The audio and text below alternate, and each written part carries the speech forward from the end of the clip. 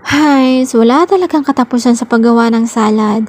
Kung napapansin nyo or napapanood nyo, lahat ng ginawa kong salad ay halos iisa lang yung ingredients.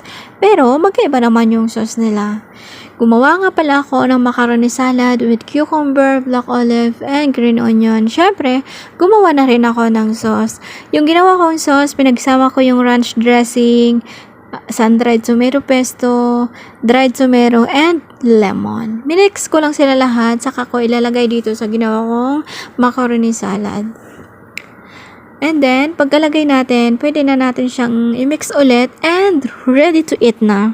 Or pwede na naman natin siyang ilagay muna sa refrigerator bago natin kainin. Depende sa inyo kung anong gusto nyo. I-mix lang natin ng i-mix para lahat ng macaroni salad or lahat ng salad ay may lagyan ng sauce. So, hanggang dito na lang muna yung video natin guys. I hope you like it everyone.